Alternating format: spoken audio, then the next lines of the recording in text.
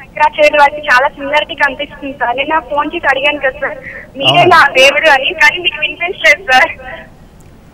ఎవరో ప్రతి ఒక్కరి దేవుడే అండి. ప్రతి ఒక్కరు భూమి మీద ఉండి ఆ భగవంతుని యొక్క సహకారంతో ప్రతి ఒక్కరికి సహాయం చేసేవారు, మార్గదర్శనంగా ఉండేవాళ్ళు ప్రతి ఒక్కరు భగవంతుడే. నేనే ఆ భగవంతుడిని అని చెప్పడానికి లేదు. ఎస్, ప్రతి ఒక్కరు భగవత్ స్వరూపులే, ప్రతి ఒక్కరు కారణ జన్ములే, ప్రతి ఒక్కరు ఏదో ఒక కారణం కోసం పుట్టి ఉంటారు.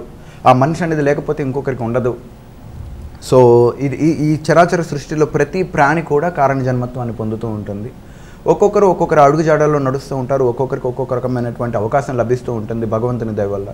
నాకు ఈ అవకాశం లభించింది సనాతన సంప్రదాయాలని కొంచెం డిఫరెంట్ ఫామ్లో. ఎందుకనంటే నేను సాంప్రదాయ పద్ధతిలో చెప్పచ్చు అనమాట, ఇట్లాంటి అని కాకుండా. కానీ ఏంటి అని అంటే అందరూ చెప్పేదానికి నేను చెప్పేదానికి ఒక ప్రత్యేకత ఉండాలి, జనాల్లో కూడా ఇది అందుకోవాలి. ఇప్పుడున్న జనరేషన్ దీన్ని లైక్ చేస్తుంది అనమాట.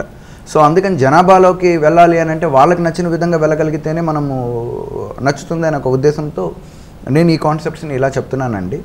అండ్ సిమల్టేనియస్గా ఏంటంటే ఒక సైంటిఫిక్, ఒక ఎవిడెన్స్తో కూడుకున్నటువంటి ఒక కాన్సెప్ట్ చెప్పామని అనుకోండి, అందరి దగ్గర మన్నన పొందుతుందన్నమాట.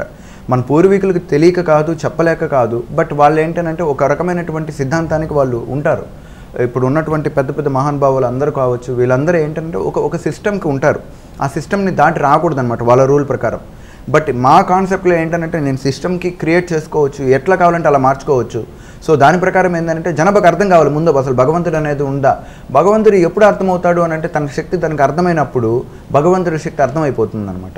ఈ ఒక ప్రధానమైన ఉద్దేశంతో మరియు భగవంతుడు అనే దాని మీద నాకు విపరీతమైనటువంటి కృతజ్ఞత కలిగిందనమాట. ఎందుకనంటే ఒకప్పుడు నేను చెప్పాలి అంటే చాలా వేస్ట్గా ఉండేది నా బతుకు. ఒక రకం చెప్పాలంటే ఒక చిన్న సైజ్ జులాయి, పెద్ద జులాయి అంటే పెద్ద జులాయి ఏం కాదు, లైట్గా అన్ని రకాలుగా ఉండేది. ఏంటి నా జీవితం ఇలా జరుగుతూ ఉంది, నా జీవితంలో ఏమైనా మార్పు వస్తుందా అనే రకంగా చూసుకుంటూ ఉంటే భగవంతుని సాన్నిధ్యం వల్ల, భగవంతుని యొక్క పూజా విధానాల వల్ల, తర్వాత తరచు చేసినటువంటి ఆధ్యాత్మిక సాధనల వల్ల నాలో అనూహ్యమైన మార్పు వచ్చింది. భగవంతుడు నాకు ఎంత చేశాడా అని అనుకుంటే నాకు ఎంతో చేశాడనే ఒక ఫీలింగ్ నాకు జనరేట్ అయింది. అటువంటి భగవంతుని ఈరోజు కొన్ని కార్యక్రమాల్లో కానీ కొన్ని సినిమాల్లో కానీ కించనపరుస్తూ చేస్తూ ఉన్నారు. ఇది చాలా తప్పు. నాకు తోచింది ఏంటి, నేను చేయగలిగింది ఏంటి అనే ఒక విషయాన్ని నేను ఆలోచించాను.